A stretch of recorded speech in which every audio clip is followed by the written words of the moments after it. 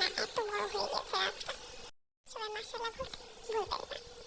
তারপরে এই যে এখন মানুষ কনফিউজ হয়ে যাবে, এটা নয়নতারার গাছ নাকি ড্রাগনের গাছ।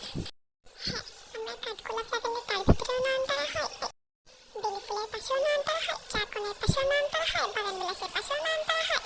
ঝাল গাছ লাগালে ঝাল গাছের পাশেও নয়নতারা হয়ে বসে থাকে, আলহামদুলিল্লাহ। আর আমাদের বাড়ির একটা মেইন বিষয় হচ্ছে যে যেদিকে তাকাবেন সেদিকেই হচ্ছে ছাদ দিয়ে দেখা যাবে বাগান বিলাস। সরি, আমি বলে যাচ্ছি।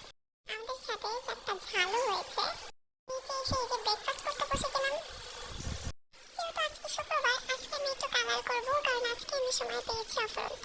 তাই আজ আমি আমার নিউ কালারিং বুকটা নিয়ে বসে পড়লাম।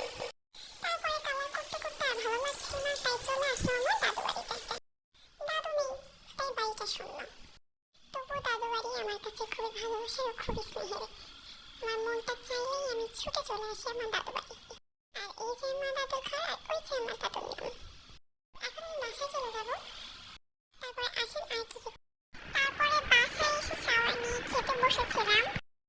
আমি ফ্লাওয়ার্স অ্যান্ড মান্ডালা কালারিং বুকটা আপনাদের সামনে ক্যামেরায় ধরলেও আমার পরে মুড সুইং হওয়ার কারণে আমি উইন্টার মোমেন্টস কালারিং বুকটা কালার করেছি। আর এই যে এটা আমার পেজের নাম মাধুর্যস বুকি প্যালেট। এটা আমার একটা ফেসবুক পেজ, যেখানে আমি এরকম কালারিং ভিডিও আপলোড দিয়ে থাকি। আপনারা অবশ্যই একটা করে ফলো দিয়ে আসবেন। আর এই যে মাছের ডিমটা আমার খেতে কিন্তু খুবই ভালো লাগে, এটা আমি 4-5টা একসাথে খেয়ে ফেলি।